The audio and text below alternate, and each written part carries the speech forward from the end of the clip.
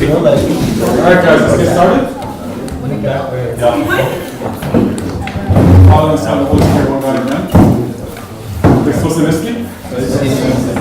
Christ is risen. Let's see, come. One person. Nope. Alright, can we stop with this? Can we stop? Can we just go? Close that door, Mena. So, happy Feast of the Resurrection. We're celebrating for 50 days. And we're going to take, instead of just talking about the events that happened, of course we read all those Gospels during the Festival Week, I want to take an apologetics perspective on the resurrection, right? And what's interesting about Christianity is basically the entire faith isn't just based off, a God that you can't see or some beliefs of how to feel good, right? Or how to make yourself calm, like some of the beliefs out there, right? Like Eastern religions. Our faith is rooted in historical events. And the resurrection is a historical event that occurred. At least that's what we believe, right? That's what we say every single week or every single time that we come to church in the creed, right? We believe in one Lord Jesus Christ, the only begotten Son of God, begotten the Father for all ages. If you jump forward, he was crucified, that's an event. He suffered, he died, he was buried, he rose. These are all events that happened, right? So, in terms of apologetics, you should be very well rooted in the resurrection and the events around it, okay? So we'll take it from the angles of how do other people attack the resurrection and why do they die, right? What sort of loopholes are there? We're trying to close those, okay? And the resurrection, as you know, is the center of the Christian faith, right? St. Paul says if Christ is not risen, if there's no resurrection, our preaching as Christians is pointless. Your faith is empty. You have nothing, right? So, quick quiz before we get started. The resurrection is a major feast of the church, right? Right? Yes. How many major feasts are there? 7. 7. Okay, so starting with the first one chronologically, what's the first major feast of our Lord? In his life? Annunciation. Okay, Annunciation, very good. Next? Birth. Thank you. Baptism. Does anyone know why the baptism is a major feast? Why would it Get baptized, so what? be? Established the sacrament of baptism. Okay. Beginning of his ministry. Okay. It's also called the theophany, right? Theophany, so the Trinity is like revealed. So you have Christ the Son, you have God the Son and Christ, God the Father speaking, and God the Holy Spirit that descended on him like a dove, right? So it's like this revelation. What comes after baptism? In his life?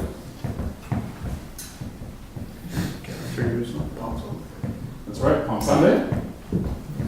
Then Feast of the Resurrection. Resurrection, and then Ascension. Ascension, and finally Pentecost. Those are the 7 major feasts. Okay, and we're only going to focus on one today. It's really good to know the major feasts, and so and by the way, the Paschal week is a very holy week for this reason. So we not only have 2 major feasts in the Palm Sunday and the Resurrection, but we also have Holy Thursday, which is a minor feast. I think that's it. So in that week we have 3 feasts alone. Okay. Okay, so let's move on. A few ground rules. The New Testament as a document in itself. That's where all these things are recorded, right? And I'm not going to get into the authenticity of the New Testament. It's sort of just, that's an assumption I'm making. But in terms of the people back then who read the New Testament, they knew it wasn't a legend, right? It wasn't like the Odyssey that we say Homer wrote, right? It wasn't just this made-up thing. It was written within a couple of generations that people were actually alive and saw these events and heard these events, right? And they described many places and it mentioned many historical figures. And so if I'm writing to you guys about Abuna Anthony, you guys know him and know what he's done, right? And so if I'm lying to you, you would actually know that I'm lying, right? And so in the same way, the New Testament writers, I'm just focusing on the Gospels today, if they're referencing 30 plus historical figures, to people who know those historical figures, they can't be lying about them, right? So the people know that the New Testament is not a legend. And of course, these people have also been cited not only in the New Testament, but also by Roman sources and by Jewish sources and so on. Okay? We also know the New Testament is not a lie. Why? There's a few reasons, and I only have a couple of them up here. Number one, the gospel writers include embarrassing details about themselves. And if you're going to make up a story, why would you do that, right? For example, in the Gospel of St. Mark, he says that when they were in a garden, someone took hold of a man, and that man, was scared, so he ran away, but he ran away naked. And we think that man was St. Mark because he's not naming himself, right? Why would you say you're running away naked? Why even include that detail, right? But essentially, the gospel writers are reporters. They're just reporting what happened, okay? They also include divergent details. What I mean by that is basically, they're not all just copy and pasting the same exact events in the same words. They're sort of putting their own spin on it, which we expect from authentic reports. Difficult and demanding sayings of Jesus, right? If you don't eat my flesh and drink my blood, you have no life. Why would you say these tough things, right, to someone if you're making up a story? Why would you write about it? So all of these things point to the fact that the New Testament is not a lie. And finally, it's not an embellishment. It's not an exaggeration of the events. How do we know that? Basically, because if you read the New Testament, specifically the Gospels again, it's pretty much just the events that happen. There's no real theological contemplation. The Gospels are very different than if you read the Pauline epistles, right? Which has a lot of theology in it, and a lot of dogma. In contrast, the Gospels are basically just the events and the details, and they don't really have much reflection. Are we all on the same page?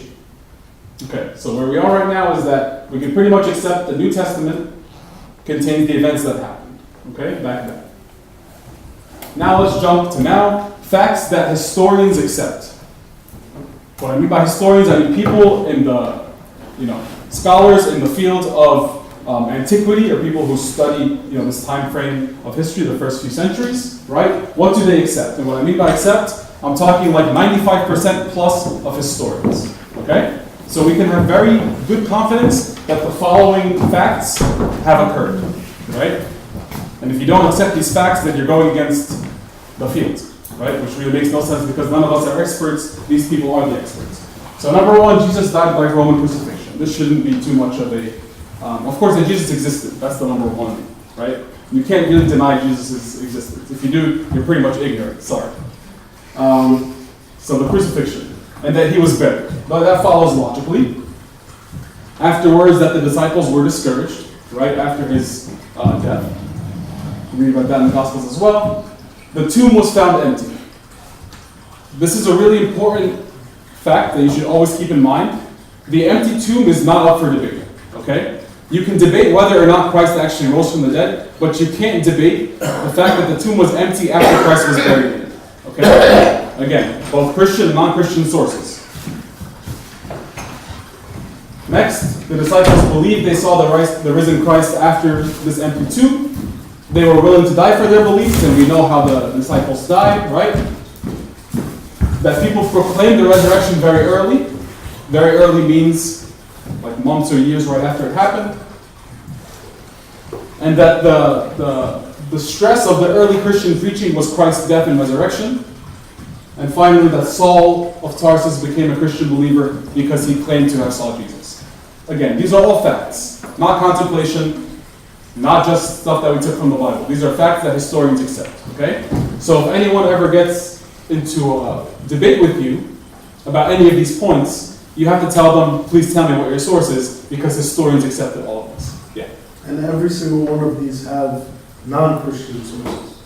Yeah, so they not only have our Christian sources, but also non-Christian sources. And we're going to touch some of those. Okay? All good? Okay.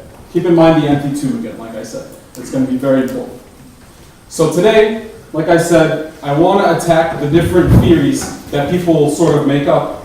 So, like they say, the resurrection didn't happen. They can go from any one of these angles, and I'm sure there's hundreds of others, right?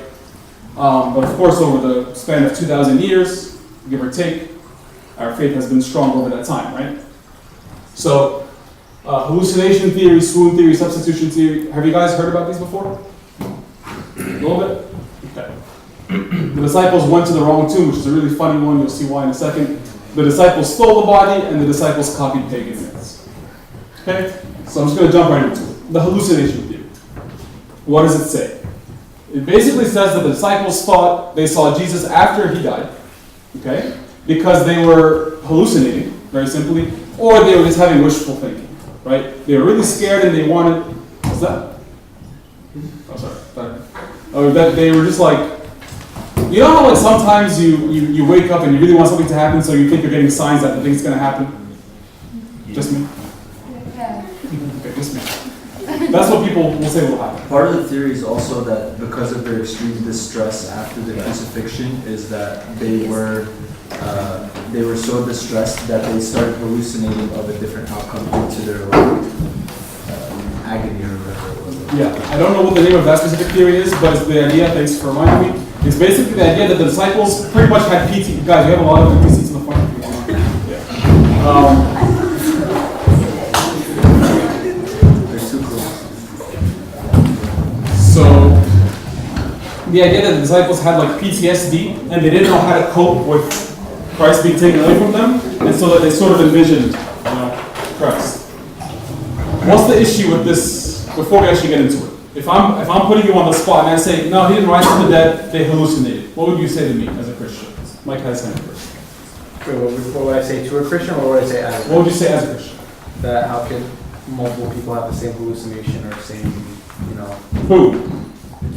First time. Hallucinations, right? Only happen by individuals. There's no such thing. You can ask any psychologist, any psychiatrist. It's not. It has never been proven, scientifically speaking, that groups of people have the same hallucination at the same time about the same thing. It just doesn't happen. Huh? You don't exist. Let's be logical here. You were going to say something more? Same thing? What was the comment? Basically that, this point. Oh, what was the producer's comment? It hasn't been disproven. What, this? Yeah. But you can also say a lot of things haven't been disproven. Gravity is a theory, hasn't been proven, haven't been disproven. If I drop my mouse, it's going to fall, right? So logic, the rules of logic come into play. What else is the issue with this theory? I have two pictures here. What are they? First one. Different accounts. Different accounts of the People that saw him. Awesome. Jesus did not only appear once. Okay, guys, this is how you logically formulate an argument when someone comes to you with a theory, right? You should. It's not always about like reading a bunch of books. Of course, I got most of these from books, but it's not like being like memorizing every single verse of the scriptures and knowing every single detail. It's just being able to logically follow an argument. Okay. And so all of these together, all these evidences that I'm giving you, will be used to actually say this theory's not valid, right? So, hallucination is not a group. That's the first thing. Second thing, Jesus did not only appear once and not only to one person. He appeared many times. I was actually going to put the list, but it was just too big and it was going to be too small. But he appeared to Mary Magdalene, and that's actually very important that he appeared to women. Right? Why is that important? Because women were not valid witnesses in court. So every single gospel before say that he appeared to women first. Why would you say that if you're making up a story? Women can't do anything free, right? Back then. I'm giving you guys the facts. Okay? He appeared to the apostles and to 500 brethren at once. This is a really big one because the 500 brethren, we read about this in St. Paul's writings, and he says that actually some of them are alive to this day when Paul's writing. So if you don't believe, you can actually just go and see those brethren, right? And of course, he appeared to St. Paul. So again, in this picture here, not only was he like appearing to people in this 40-day period, but from resurrection to ascension, but he was also touched and he ate with them, right? He ate real food with them.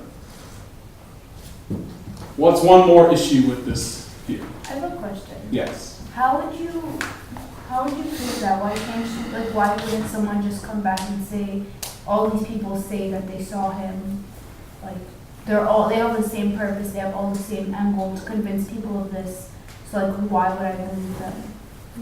What did the disciples have to gain by lying? No, they could spread Jesus' belief. Yes. What did they have to gain? Fame. How do they personally benefit? Fame. Disciples Fame? got fame. They got No, killed. well, anything, it was the opposite. They got killed. What do they have to lose? Because if, okay, to your Their lives. yeah, like, no, if they don't claim that, like, if it indeed did not happen and then they try to prove that it happened by, like, conspiring together, right? If they don't do that, then they'll be called out as liars. So they're doing it because they want to seem like they're legitimate in front of They them. got called liars anyway. Yeah, but what the lie extent so far is to most of them like dying for it. Exactly. This is a point that we're going to actually touch on in like a few slides. It's all perfectly fine. You can say that the disciples were conspiring and they've been lying this whole time, might as well keep it.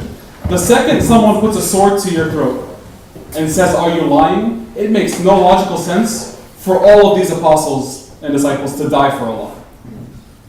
Can we all agree on that?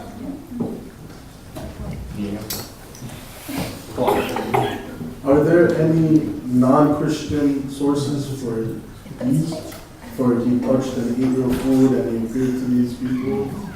Or any type of source? The only source that I know of is a Jewish source, Josephus, who says in his writings, he claims that he says Christians saw him. That's all, as far as I know. Yeah. Okay? Okay, what's the last issue with this theory? This picture on the right? Empty tomb. Empty tomb, right? Hallucination theory does not solve the issue of the empty tomb, which we know was empty. That's a historical fact, right? Why was the tomb empty? So that's the first thing. Oh, sorry. The disciples were, this is another important point, which goes back to what Marina was asking. The disciples were also afraid, and they weren't necessarily expecting to see Jesus. When Mary came to them saying, "The tomb is empty, he is risen," right? They were like, "What are you talking about?" And the Gospels actually say they didn't believe her, right? Imagine the conspiracy theory that had to be done, where they'd be like, "Guys, we're gonna write that we didn't believe her, and then like we're gonna keep this out, and then we're gonna die, and then yeah, we fooled them." It makes no sense. It makes no sense, guys. So that's the hallucination. The next one, which I think is more people actually tend to believe this, is the swoon theory. And the idea is that Jesus didn't actually die on the cross. Okay? He either fainted, or he was given like yeah, what is it in English? What is it? Gall, yes, thank you. He was given gall to drink, right?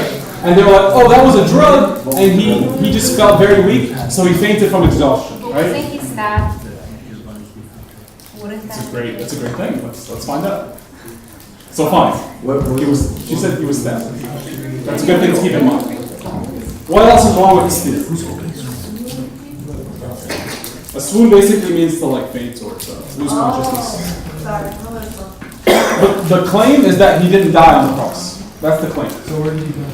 What's that? Where did he die? Where did he die? He just died later, some random time. He didn't die on the cross. But then that means he would have been alive, like he could have potentially escaped the tomb. Exactly. So their rationale is he didn't die on the cross, so he didn't actually raise from the dead. That's the whole point. But I thought you have to die or they would break one of your bones. That's another good point. Thank you. So we said he got stabbed. Also, the Romans, if you didn't die on the cross, they would have broken your knees, right? And we'll talk about why the breaking of the knees would have killed you. Stephen, you have something to say? He was buried. He was buried. Yeah. And he was buried is a historically Accepted. accepted fact, right? How would you be buried if you're still alive, right? That's no. You can You could be if you buried fainted. alive. Yeah. It happened. If you fainted, Okay. Well, then you would die. But you was buried alive. I'm just nice to have that's the whole point. If you fainted, you went to the tomb. You're not gonna use the word buried, but you went to the tomb and then the tomb is empty. Wasn't he wrapped in like linen and stuff? Something from that story? You guys are getting ahead of me for one second. What?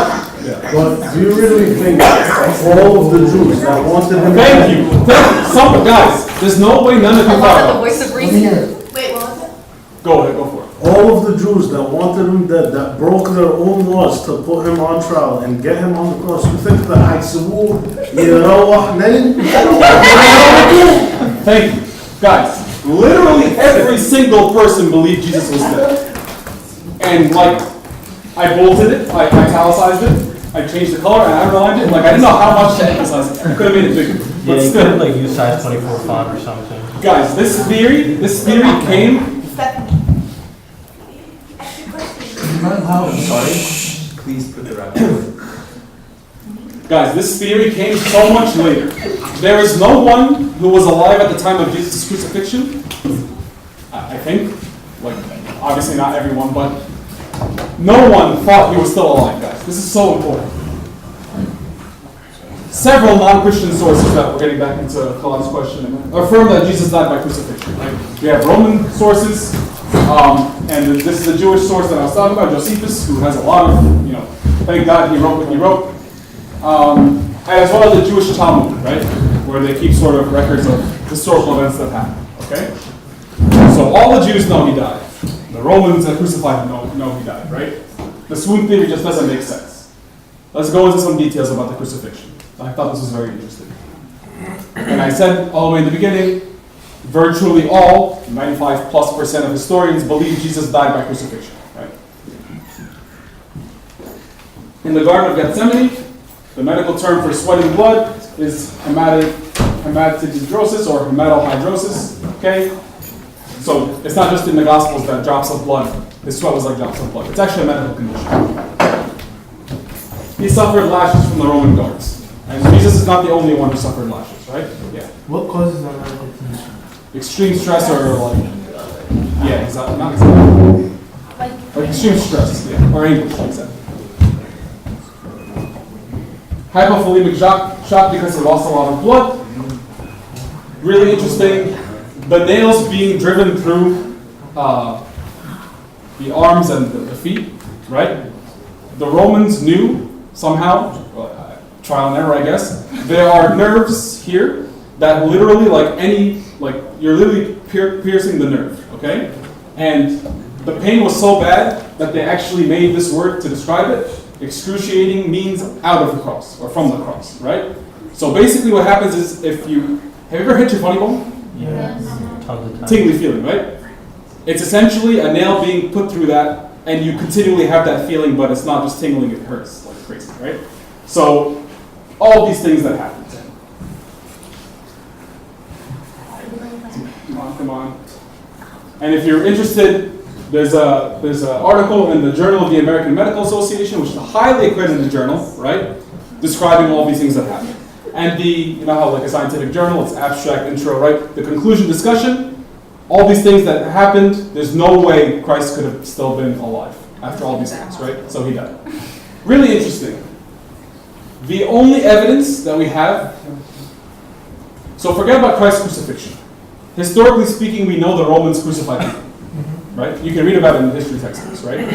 Actually, the only piece of archaeological evidence we have is this heel with a nail driven through. This is a heel from the first century with I think it was a 7-inch nail that was driven through, right? So archaeological evidence that you can actually, it's in Israel, you can go, touch, see. Okay? Wait, but then... You just touch it? Probably not touch. Wait, whose heel is it? It's just, they don't know. There's someone else that was crucified. What is it proving? Proving that crucifixion was a real thing. Yeah, so that's what I was just gonna ask. It's from the side. Yeah. So, does that mean our perception? Yeah, it's not going. It's not killer. No, that's Like this, they like put the one on top of the other. Yeah, that's what I'm saying. Our perception, yeah, I know. What does that mean our perception of But also people, Guys, it probably we draw things a lot of different ways, right? How the hell does it move? The nail is bent. Guys, we draw things certain ways, right? For example, the nails we often draw is coming through the palm, right? Most likely did not go through the palm, went through the wrist. People also may have been crucified in different ways at different times, not just with both legs together, but separate, right? Maybe they were crucified with the leg this way. We don't know exactly those details. And actually, I don't know what to make of this like in terms of anatomy. Also to add to what you're saying, so the science of whatever Mena just said, even the heel, going through the heel, going wherever, doesn't take away from the fact that he still had the nail through his leg, regardless of what your view of it is, if it went through the side, through the front, if it was through the palm or whatever. But to also add on to what you were saying, scientifically proven is that hallucinations come from things that you know, correct? Like I can only hallucinate about a tree if I've seen the tree before. I can't hallucinate about something I've never seen or understood before. That's what a hallucination scientifically is. Back in the day, there's no such thing as, the Jews believed in the resurrection of the dead as a community at the end of the ages. It was never thought that one Jew would rise from the dead. So you cannot have hallucinated about one person rising from the dead, which is another thing I just remembered it, sorry, is like that it discredits the hallucination theory because you can't hallucinate about something you've never heard of before or never believed in. And it's accepted that in the first century Judaism there was no such thing as a Jew rising from the dead. That's 100% true. After this, does anyone have a doubt that Jesus is still alive on the cross? Why? Literally because of all these things, right? Science. He was really dead. Okay? At the end of that. That's the conclusion. And guys, don't forget that the Roman executioners are very good at killing people. It's literally their job. Okay? Their job was to kill people. And if a prisoner, Christ was basically a prisoner, right? He was abducted, taken. If the prisoner escaped, the executioner would be killed. Okay? And there's one extra biblical source that I didn't include here. I included the biblical source in Acts. The keeper of the prison, this is when St. Paul was in jail, awaking from sleep and seeing that the prison doors was open, supposing the prisoners had fled, drew his sword and was about to kill himself. Why would the jailkeeper kill himself? He'll die. He knew he was dead anyway. Right? Rather kill himself than be killed by the government because his prisoners escaped. The same way, if the Roman executioners somehow let Jesus go, or if he just somehow disappeared, right, they would be killed because you didn't do your job. Make sense? So all this is evidence that Jesus was really dead. Maria brought this point, that Jesus' legs were not broken because he was already dead. In some icons or pictures, you'll see that Jesus is standing on something, right? Literally, to breathe, they would have to press up on that stone or that wooden block to get air, right? So the second they break your knees or your legs, you can't push up anymore, you would suffocate, right? And we know Jesus' legs weren't broken, presumably because he was already dead. And he was stabbed with a spear. Forget about everything I just said, even though it's all valid.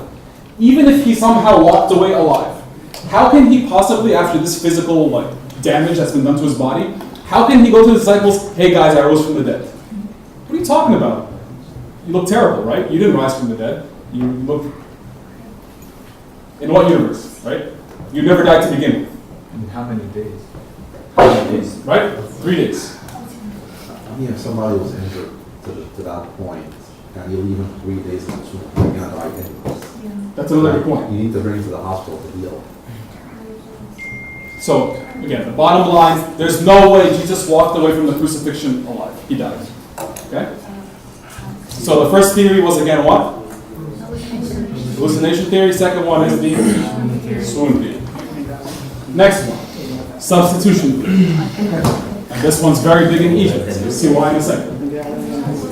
The idea between this theory, which came centuries after, literally centuries after. You guys are with me? You guys know all this stuff? It's boring. No? Okay. Someone was crucified in place of Jesus. Perhaps Judas. We know Judas was a bad guy, right? Both their names begin with J. No. Maybe Judas was crucified instead of Jesus. What's the problem with this? Judas killed himself. Judas hanged himself, that's true. Okay. Claude, what did you say before? Huh? What did you say before? Are there any sources outside of After. Before that. The Jews are gonna make sure that it's Jesus. They want to kill Jesus. Guys, so the Jews, this is such like a point that I can't believe people actually believe this. His family, right, his mom was there. St. John, his disciples were there, right? They all saw him got crucified. The Roman soldiers who arrested him and right, lashes, everything. The chief priests and Pharisees, the people who wanted him dead. You're telling me all these people didn't realize he was the wrong person crucified? They all just accepted it? No. Okay? Yeah, but I'm not, like, they know Judas because he led them to him first. That's very true as well. Like, we get to discern him, for sure. Like Pontius Pilate himself interrogated him and like identified him Yes. as an individual. And from that point on, he wasn't out of sight. Like, The buckle with. yeah, was with guards or. And St. Athanasius actually says all these things were happening in plain sight. Nothing happened, nothing happened behind closed doors, exactly. What does the Quran say? The Quran says we curse them, then is the who? Then is the Christians. For saying, indeed, we have killed the Messiah, Jesus, son of Mary, the messenger of Allah. The Muslims actually believe that. He was son of Mary, right? They did not kill him, nor did they crucify him. But another was made to resemble him. This is what's written in the Quran. Why would there be Christians? Why would there be Jews? Or Jews. Sorry. Where is this coming from? The Quran. But where is it coming from? What is it grounded in, right? Literally every single source says that Jesus died by crucifixion. So why now are you saying that he wasn't crucified? Someone else just looked like him. It makes no sense logically speaking. So I actually debated that with Muslims. It's very hard to debate with them because, like, resurrection is a miracle, but then they're saying another miracle took place where everybody saw Judas as Jesus, and Jesus was taken up to heaven by God. So you can't really argue with them, like, if somebody's convinced with that. So what we're doing is a good point. But what we're doing is taking all the pieces of evidence that we have. No, What's more? you gotta look at it Yes. historically, you gotta investigate. I appreciate that a lot. But for somebody who takes Quran as the word of God, and they're like, okay, no, they saw him as Jesus, obviously they thought he was Jesus. What's it gonna take, guys, is we have to look at all the pieces of evidence available to us. Which conclusion makes more sense? So more about the substitution theory. What's the issue with it? We discussed here's the theories. Number one, there's absolutely no evidence. Again, bold, caps, underline. No evidence, and different colors, that this happened, right? If you're going to believe this happened, it's solely based off your belief that a miracle happened. Yeah. And who's even going to agree to take his place? Like, where are they Yeah, going to find someone to They would just say, God made him look different. It's literally, if you have to accept this theory, it's only divine intervention. There's no historical anything to back this up. The first time, to my knowledge, that this assertion actually comes is from the Quran, and we already said that was centuries after the actual events happened, right? So who are you going to believe, right? Do you believe something that was said a couple of years after the events, or a few centuries after? The rule is you always believe the earlier, right? The theory contradicts all Christian and non-Christian sources. So it's not just like you're picking between the Bible and the Quran. Now you're picking between the Bible and every single other non-Christian source at that time and the Quran. And which one seems more likely? Given that, of course, the non-Christian sources don't have their own agendas, right? There's no reasons why the Jews would lie about Christ dying, right? Or why the Romans would do so. And again, the point that should we actually believe that all the family friends, the Romans, the Jews, they were all mistaken, seems very highly unlikely, right? All these things together make the substitution theory not valid. Yeah. And like to the last point, couldn't you also like back it up by saying, like Jesus himself said to the public, like I've taught in synagogues with you, I've spoken on mounts and sermons with you. Like all those people were there at his crucifixion as well. Like couldn't you just say also they saw him in person, like they could testify? No, exactly. That's the point, exactly. Not only his family and friends, but people that saw him preach, right? Yeah. People that saw him like prophesy his own death and resurrection, all these things. Yeah, exactly. Thanks. So first theory was hallucination, swoon, substitution. Number 4, really funny one. The disciples went to the wrong tomb. Yes, I know. It's possible. It's possible, right? There are a lot of people there, a lot of people in Jerusalem, probably a lot of people died, a lot of tombs. So the disciples actually went to the wrong tomb, all the disciples, and they assumed he had risen from the dead. Issues with this theory. The Roman centurions wouldn't be guarding the wrong tomb. Thank you. Stand. You guys definitely They rehearsed this. We have not seen him. The Jews and Romans,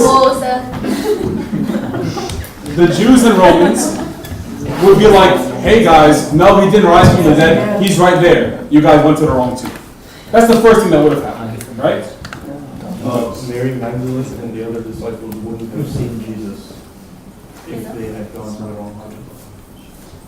Say that again? Whoever saw him in the garden, you wouldn't have Mary seen him Magdalene, if she went to the wrong tomb. So she went, Mary Magdalene had gone first before the Yes. But to believe that, you have to believe, right? I'm trying not to take biblical Fine, too much. fine, whatever. But no, good, I like the point. And guys, really important, the empty tomb alone convinced no one. Like almost no one, right? Mary Magdalene came back saying, guys, the tomb is empty, Christ is risen. What? Then Peter and John ran to the tomb. And okay, it's empty. But that wasn't enough for them to go and proclaim. They had to wait until like Christ came back, right? Does not explain the appearances of Jesus to disciples on multiple occasions. I can't believe I didn't include it. It also doesn't explain how, well, I guess if you say they went to the wrong tomb, Roman guards don't really matter. Oops. So, does anyone still have any issue that this is a possibility? Yeah. There are non-Christian sources that say that the tomb was empty. Yes. The fact was the tomb was empty. So then those Romans that were guarding it probably got that. We're going to get to that. For sure. Number 5. The disciples stole the body. This one, I can get on board with a little more than going to the wrong tomb.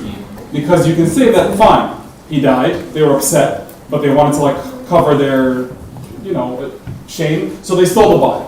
I really love this quote. Can someone read this quote because I'm losing my voice? Someone else. Someone else. Okay, Mike. No, someone else. For sure. Why would the apostles, it's a lot of there, so why would the apostles lie to alive? What was their motive? What did they get out of it? What they got out of it was misunderstanding, rejection, persecution, torture, and martyrdom. Why would the disciples steal the body? Why would they steal the body and then lie about it for decades, and then their reward is death? Makes absolutely no logical sense. Right? Can we all agree on that point? That's what you say when someone comes and tells you they stole the body. Tell them they're crazy. It's Peter Creek. How did they get past the Roman guards? Right? Heavily armed Roman guards that crucified their master. Somehow they got past all the guards. I think there was 4 of them. And move the stone. Yeah, but that stone took so many centurion guards. Fun fact about the stone. How do you get a stone so large to cover a tomb? You have to roll it. Several people. You roll it down. You have to roll it downhill. That was the only way they could actually get this stone. So they have this big stone that's hewn out of a rock, and then you have your tomb that's like inside of a rock. All you have to do is get, I don't know how many people to roll the stone downhill. There's no shot that stone's going back uphill, easily, right? Not just with a few disciples at least. Again, unanswered questions. Who appeared to Paul and who appeared to the other apostles and other eyewitnesses? I said we get to this point, so I'm going to be fast here. In the Gospel of Matthew, let's focus on the bold points. It says that the guards came into the city and reported to the chief priests what had happened, meaning that the tomb was empty, right? They, meaning the Jews, so the chief priests, gave a large sum of money to the soldiers, and said to them, saying, tell them, his disciples came at night and stole him away while we slept. This saying is commonly reported among the Jews to this day. You can see how early this idea came from, right? Gospel of Matthew was written just a few years after these events, and already this theory had come out. The disciples had stolen the body. Why can this theory not be true, based off what you read? We just conspired against it. But you can say Matthew was lying. Because when the Romans went to tell the priests that the body wasn't there, like they didn't know. They just found that out, and then they're telling them. Like if they had known that the disciples came at night and stole them and took them away, why would they come and tell the chief priests? Well, the claim here is just the chief priests are telling them lie and said the disciples stole. Were they not together that night? If it's true, then the Romans weren't to the. Disciples were together. What I'm saying is, if they were told to lie, then that means that they themselves, like, didn't see the soldiers take it. Then they couldn't have known. They were just as surprised that the tomb was empty. I like that. Even simpler. Mike? I mean, wouldn't the guards, they get killed for just saying that Who would get killed? Yeah, so why would they say that? Why would Matthew? Keep in mind they went to the chief priests, not to the Romans. Yeah, but the chief priest would be probably upset about that, or Of course. so they would go to the Romans and then they would kill them. Or they would just give them money and say lie. The Jews hated the Romans, by the way. Also, if you notice here, they call them that we're gonna speak to the governor and we're gonna make you secure. Yeah. I told them if you say Well, that, protect you. yeah, we're not gonna get you killed, because they know if they say that they're gonna get killed, so the money doesn't matter, but they still will make sure you're safe. Yes. Mena, The reason I yes. Steven has a question, he keeps asking me. What's the question? He just keeps asking me. So why does that have to be one theory or the other? Like, why can't it be somebody stole a body and then have like hallucinations because it was inspired by the people? Whoa. So I didn't hear. you're mixing a lot of things together. Say it again. But let's repeat one more time. I'm bordering on Four theories. Why, he's saying, why couldn't it have been, why is it one or the other? Why can't it just be a mixture of things? The disciples stole the body, and then they hallucinated that he rose from the dead. The worshippers stole the body, and the disciples hallucinated. Some random people who worship Christ stole the body. It's like a word law. No, it makes no sense. Word laws to figure out what he says. So guys, no, it's a valid Like, you're gonna question. tell a lie, so simple. It's a valid question. Again, it goes back to the idea that why would they hallucinate something that is completely brand new to them? Also, why would they have the faith to die for that misunderstanding? Wait, question. What's the completely brand new thing to them? The resurrection. No one has risen from the dead before. Yeah, but they could still hallucinate about Jesus, but like things come about from it, like. Also, Lazarus was. For 12 people to hallucinate that they ate and drank with their own master. No, I'm saying, but like that's not a new, like doesn't make that's not sense. a new thing. Lazarus was risen from the dead. No, he was risen. He did not rise. No one rose by themselves. To be risen from the dead is different. Like Elijah rose as a child from the dead. He did not rise.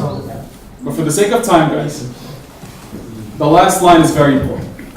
St. Matthew said in his gospel, this saying meaning, all this that we read, is commonly reported to the Jews among this day. This saying meaning that they told them, that the chief priests told the guards to take the money and lie, right? If Matthew's lying about this saying being commonly reported among the Jews, he would have lost all his credit, right? Anyone alive at that time who read his gospel would be like, you completely made this up? I'm not going to believe anything. But the fact that he included it is a good hint that actually this was a common saying among the people back then. Okay? Last one. The New Testament writers copied pagan myths. We talk about pagan myths. There are stories of like Egyptian gods who like rose from the dead sort of, and they were sort of born. And there's a lot of actually I don't want to give it away. But early non-Christians knew that the New Testament was not a legend. We established this in the beginning, right? We knew that this wasn't just a story that they made up. It's not the Odyssey, right? And the New Testament, again, is loaded with eyewitnesses and historical figures, which I can fact check because I was alive at the time, so were thousands of other people, and they know who they are. Now, important, no Greek or Roman or Egyptian legend describes the incarnation of a God, followed by their death, followed by their resurrection. This is a brand new thing, which is why we're sort of saying that resurrection is not a thing that existed always, right? This wasn't a thing that was like, oh yeah, God is going to become a man and die, rise from the dead. This was not really a thing that humans think about. Really importantly, is that the first real parallel to Christ comes way after the events. Yes, Brian? Even then, like within Greek, Roman, and like all of those, that mythology, none of their gods, which like they're supposed to be over the top grand things that would never stoop down to humanity's level. Yes. So that's like a big thing in all of these stories. The whole idea of God becoming a man in of itself is offensive to many of these religions. And actually, the Greeks did not like Christians for that reason. They're like, what do you mean God became a man and died? Like, it's offensive to them, right? But really importantly, the first parallel comes in 150 AD. Why is this important? يعني ايه parallel؟ يعني a God, Parallel meaning, God yeah, God became a man and died and rose. Because it must have come from somewhere, right? They must be copied. It's not the other way around. It's not that the Christians copied these pagan myths. The pagan myths came because of the Christian ideology. And again, just because these stories exist doesn't mean the New Testament copied them. I spoke about this earlier. The last thing, it's not really an argument, all of the ways that the apostles died, right? And as they say, the church is built on the blood of the martyrs, right? Not just the apostles. All these people died for their faith, right? In pretty bad ways. And for these people to die for their faith in the way they did and how steadfast they were, you have a very hard time convincing me that every single person who was martyred for the Christian faith just died for a lie that they made, right? This is Peter and this is John, not John, but Peter and James, right? And Jude, who lived with Jesus, right? And the fact that they all died in these ways, I think it gives some merit. Don't always play defense. We call it apologetics. And we love that verse, always be ready to give a defense, right? But, what's that? Oh, I keep hearing things. So, don't always, I'm hallucinating. We're all hallucinating together. Don't always play defense. Like, oh, explain to me why the tomb was empty. And then like you don't know what to say. No, you have tools that we discussed. Play offense instead, right?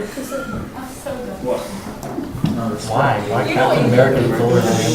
When someone comes to you and asks questions, ask them back. What historical evidence do you have for your claim? You say Jesus didn't die. Okay, give me a historical piece of analysis from a historian that says he didn't die. And then I'll give you 9,000 others that say he did die, right? Do you have any first century sources? This sounds very nerdy, but it's very important, right? What are your first century sources? I have many different ones that I can give you, right? One of them is a Jew, one of them is a Greek. And they will have eventually no evidence, because actually everything I said today wasn't theological meditation or contemplation, it was just the facts. The things that historians accept, right? Affirmative evidence. Last thing I want to talk about. This is when you play offense. Things that you can actually give them, right? The empty tomb, fine. It's established, from the historians, and we can accept it that way. Of course, historians, not all of them are Christians, right? Some are Muslim, some are atheists, some are agnostic, whatever. You can also say that the the empty tomb is implied from an early creed that's in 1 Corinthians 15, which is a great chapter to read. The site of Jesus' tomb was known to everyone, right? So if Jesus didn't rise, the Jews and the Romans could just go to the tomb, say, hey, Christ is still dead, you guys are all lying, right? So we know that's a very good piece of evidence. I talked about this in all 4 gospel accounts. Women are the first witnesses. Again, why is this important? Because they're not valid in court, is what you said. Back then, they were not valid witnesses in court, so why would you lie about something like this? There's no alternative explanation for the empty tomb. I keep repeating this, and the simplicity of the tomb story. All these are good, I don't want to say fighting words, but things that you should actually be very well equipped with when you're having this dialogue with people. these are some references that I used for this talk. If you guys have any further questions, we can talk about it now. We have a few minutes. Yeah. Once the news of Jesus resurrecting has been going around, Mhm. how come we don't know, or maybe we do, but I don't know, if the Jews tried to find him or tried to see if it was true that he resurrected, do we know anything like that, or? So like Because if it's non-Christians. Correct, if somebody that you're trying to kill so bad and then out of nowhere in 3 days, you heard that he got resurrected, wouldn't you try to find him? Yeah. So I guess I would say I don't know any texts that talk about that directly. But of course, it probably makes sense that if these people are claiming that Christ is risen, they would search for him. But the fact that no one found, like these people didn't find him, means that he wasn't just like. And by the way, he rose with a glorified body, right? He wasn't. You know that the glorified body has certain powers. He appeared in the midst of them very quickly. So he wasn't just appearing to everyone, right? He was selectively appearing to who he chose. And in one case, 500 people. So I'm sure Christ has his wisdom as who he was appearing to. But the idea that not everyone just found him is also, I think, for our favor, in the Christians' favor. Why? Because if they were to find him and essentially have the power over him to like hold him like, hey, he's risen, like you're sort of limiting. It's as if you took a dead body and paraded it like, hey, he's dead. Now you're just dealing with a living body. At the same time, if Christ was to appear to everyone after he rose from the dead, where's the faith? Yeah, well, I don't really care if he would appear to them. I'm just saying it's the idea of them searching for a body or searching, because they don't know if it was like in a glorified body or not. You know? So the idea of them searching for something that they tried to achieve as hard as they did, and still didn't happen after all, you know? I personally don't know those references, so I need to answer. Yeah. And I think they wouldn't want to admit that they were searching, because if they admit that they were searching, that means that there's like some sliver of doubt that he did rise or that he's not there. And they were very adamant that he didn't, and they like suggested all these theories against it. They could have looked. They could have. We don't know. I'm sure they looked, I'm but sure they did. they wouldn't note it down that they looked for it. Like I don't think that's something. Reading, you had a question? Am I really hallucinating?